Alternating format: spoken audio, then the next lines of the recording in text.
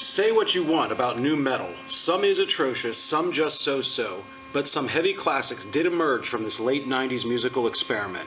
Inarguably, one of the greatest slabs of nu metal, this side of Korn's eponymous first album, Sepultura's Roots, emerged from the jungles, both concrete and green, of Brazil in 1996.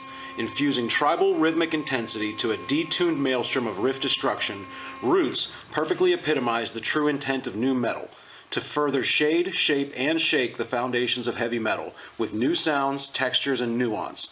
Blasphemy to some detractors, pining for Sepultura's thrash death origins, Roots afforded the band the opportunity to further expand their sonic palette. As divisive to fans as it was the band, Roots also marked the final Sepultura album to feature both founding members Max Cavalera on guitar and vocals and his brother Iggor Cavalera on drums. Returning to thrashier pastures with new singer Derek Green, Sepultura continues to lay waste to the world from their base in Brazil, while Max Cavalera took this new sound to his current and continuing band Soulfly. Recent years, however, have seen the estranged Cavalera brothers reunite under the banner of the Cavalera Conspiracy. Now, 20 years after its divisive release, Max and Iggor, the brothers Cavalera, are undertaking a tour to commemorate this time-tested metal classic, performing Roots in its entirety with Johnny Chow on bass and Mark Rizzo on guitar. Max and Iggor Cavalera's return to Roots is traversing North America this fall, with Pittsburgh's date with the Cavalera clan October 9th at the Southside's Rex Theater. Taking the stage first, local band The Dim Light proudly represent mid to late 90s nu metal with their detuned antics, sounding like early period Korn with hefty doses of cold chamber affected atmospheres, even bearing more than a passing resemblance to Crayon Death, a local band active about 2 decades ago. Performing their first ever show opening for such metal luminaries as Max and Iggor Cavalera, The Dim Light played to a responsive crowd and turned in an entertaining inauguration. Up next, representing weird Canadian progressive metal, the band Oni received a great response from the crowd. An 8-string guitar and a quad mallet-wielding xylophone keyboard player had my interest peaked during the band's setup and soundcheck. With an aggressive performance punctuated by off-kilter yet thoroughly engaging sonic diversions, Oni shows a lot of promise, and with an album out this November on Metal Blade, a return headlining performance could be an interesting project.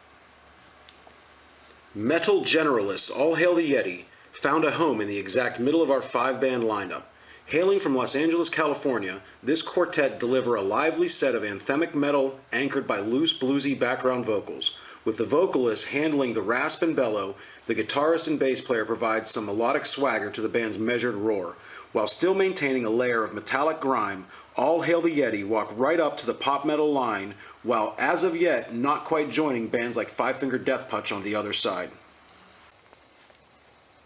Mix some Marilyn Manson with a touch of nu metal, a pinch of Rob Zombie with the cold precision of Rammstein, even an orgy-like gothic take on Slipknot without the masks, Combichrist deftly blend 20 years of constantly updating genres to create a sonic maelstrom of modern metal.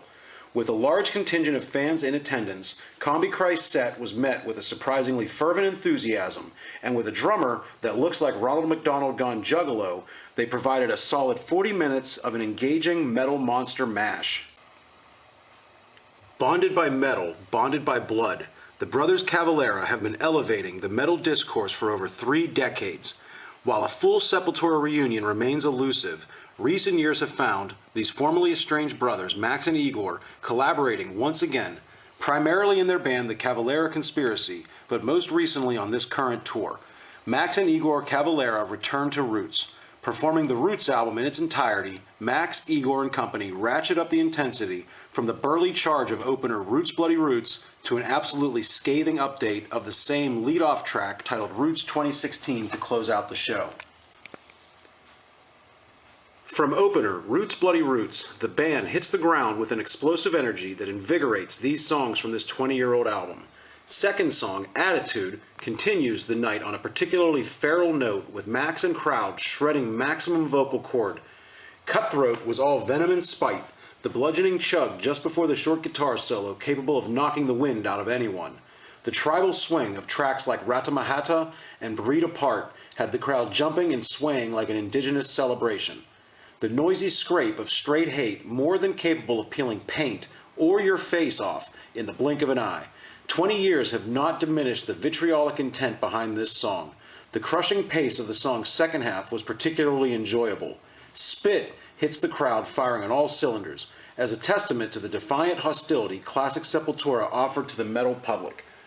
Look Away provides some room for musical experimentation, with Max deploying a deep growl to add an extra gravelly dimension, and the hypnotic mantra-like outro working to provide a fresh take on this rarely heard track.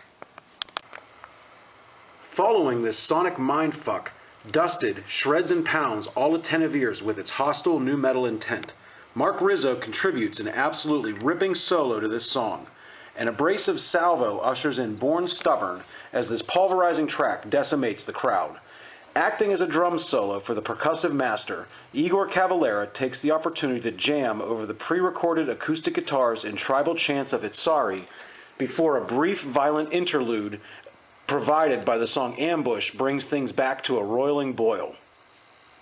Leaving the stage, Max Cavalera returns marimba in hand to help with an otherworldly tribal beatdown, another short respite before the clattering chug and brutal grinding riffs of Endangered Species destroys the audience.